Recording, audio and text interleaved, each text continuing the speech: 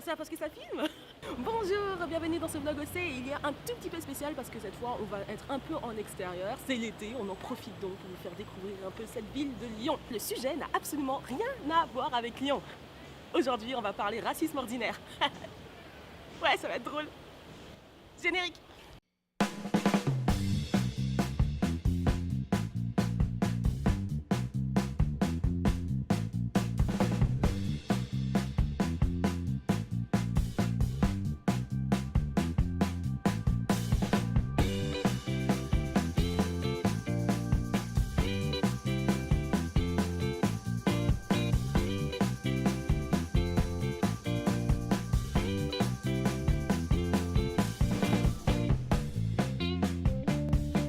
C'est le vlog essai numéro 4, parce qu'il faut préciser, j'ai oublié de le dire au début avant de lancer le générique. Ça m'arrive jamais, je suis un peu... ça va pas très bien en ce moment. Aujourd'hui on va parler de racisme ordinaire. On va en parler parce que c'est un sujet qui me tient vraiment à cœur pour des questions absolument évidentes. Je ne sais pas si vous avez remarqué, mais je suis... noire, c'est la réponse. Je suis noire. Ma mère est de Martinique. Mon père est de Madagascar. I like to move it, move it. I like to move it, move it. I like to move it, move it.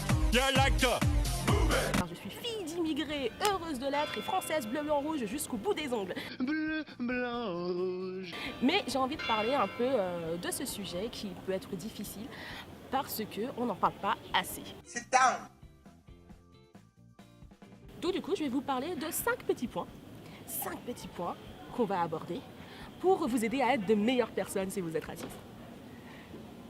Ou juste vous mettre au courant de certains trucs. Drum, motherfucker, drum. Point numéro 1, l'humour. Ready? Ready! Alors l'humour c'est quoi? Waouh, c'est une question vachement philosophique. Mais pour faire hyper simple, l'humour ce sont des interactions sociales. On utilise l'humour pour dénoncer beaucoup de choses, pour mettre la lumière sur des zones d'ombre de la vie en société. L'humour, ça apporte la dérision, ça apporte aussi un pas en arrière pour se rendre compte du ridicule d'une situation. Bref, vous l'avez compris, l'humour n'a pas vocation de blesser des gens. Donc quand vous dites « je rigole, c'était une blague », que vous voyez votre pote qui fait cette tête, c'est-à-dire que votre blague est hyper nulle ou que vous êtes un affreux connard. Ne faites pas de l'humour pour juste dire que vous n'aimez pas une catégorie de personnes. C'est vraiment stupide. On passe à autre chose? Point numéro 2. Mes cheveux. J'ai des magnifiques cheveux, hein. Ils sont beaux mes cheveux. Tu les veux mes cheveux? Je sais que tu les veux mes cheveux. Mais s'il te plaît, arrête de les toucher sans mon autorisation parce que c'est plus possible. Story time. Quand j'étais au lycée, les gens avaient leur kiff de me toucher les cheveux tout le temps.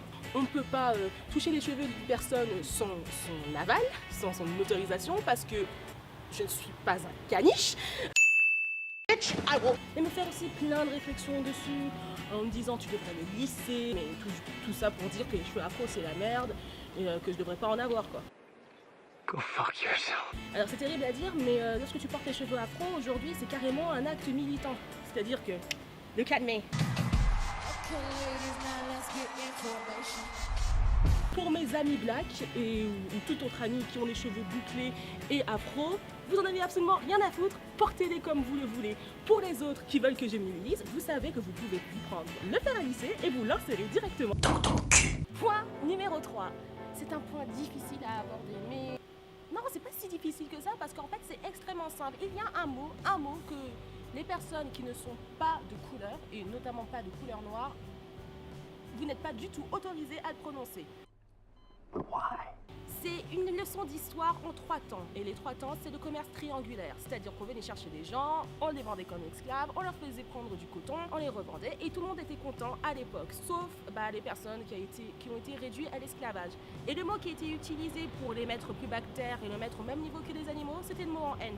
Donc du coup, non, tu n'as pas le droit de l'utiliser, tu n'as pas le droit de le prononcer et tu n'as même pas le droit d'y penser. Story time, quand j'étais au lycée, mon frère et moi, on était exactement dans le même lycée. Et il y a un mec qui a eu le culot d'utiliser ce mot. Mais il disait, mais je le dis tout le temps à mes amis, parce que mes amis, ils me donnent l'autorisation d'utiliser le mot en haine. Missa brevis et spiritus maxima. Ça veut rien dire, mais je suis très en colère. Sauf que mon frère, c'est pas ton pote, espèce de connard. Et que moi, je ne suis pas ta pote, espèce de connard. Et j'espère bien que tu n'utiliseras plus jamais ce mot. Point numéro 4, l'anti-cliché. Bon, je vais vous expliquer, c'est extrêmement simple, d'accord? C'est que lorsqu'il y a une personne de couleur qui est devant vous, vous pensez automatiquement qu'elle est de banlieue. Ou sinon qu'elle est dealer, ou sinon que c'est une personne qui parle avec un accent comme ça. Oh le con! Oh le con! Il est con, hein. Pourquoi je vous dis ça, et alors que ça semble complètement énorme, impromptu et stupide? C'est parce que lorsque on va en entretien d'embauche, il y a des gens parfois qui me font la réflexion « Oh, c'est drôle, vous n'avez pas l'accent. Mais vous vous appelez avec un nom de famille malgache? Vous n'êtes pas malgache ?» Non, je suis française, je suis née à Paris dans le 11e arrondissement et je parle très très bien français parce que je suis française. Alors, change de disque, ok? Merde, putain, chiotte. Et finalement, c'est ça, être une personne de couleur. C'est toujours dire, faire en sorte que vous sachiez qu'on soit français. Alors que c'est quelque chose qu'on a. On est dans le pays, on a été élevé par les mêmes valeurs que vous, et pourtant on est obligé à chaque fois de se justifier d'être français. Et ça, c'est plus possible. Donc, l'anti-cliché, c'est en fait la généralité. Et maintenant, le point numéro 5. Alors, depuis le début, je parle de peut-être de détails pour vous. Je parle de l'humour, je parle de mes cheveux, je parle de l'anti-cliché qui semble tellement évident que ça... Voilà. Mais cette vidéo, je pense que vous l'avez compris, ça s'adresse aux personnes qui ne sont pas victimes de racisme ordinaire pour qu'ils comprennent un petit peu les comportements à apporter avec les personnes de couleur.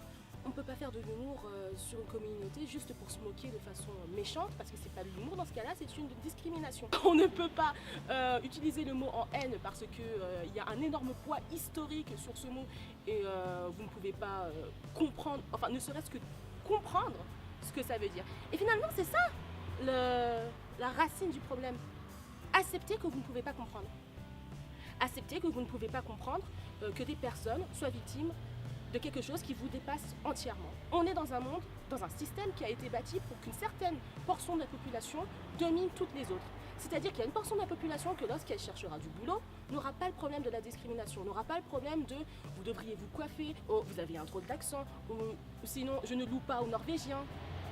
Acceptez que vous ne pouvez pas comprendre, que vous ne pouvez pas comprendre que les personnes de couleur se lèvent tous les matins avec l'impression de devoir prouver, parce qu'on doit prouver à chaque fois que nous sommes bien français, que nous sommes bien des personnes qui sont, dont la société a besoin et qui donnent quelque chose à la société, que nous sommes bien des personnes qui ne sont pas juste des personnes, qui prennent les APL et qui restent chez elles. Comprenez que vous ne pouvez pas comprendre. Abonnez-vous!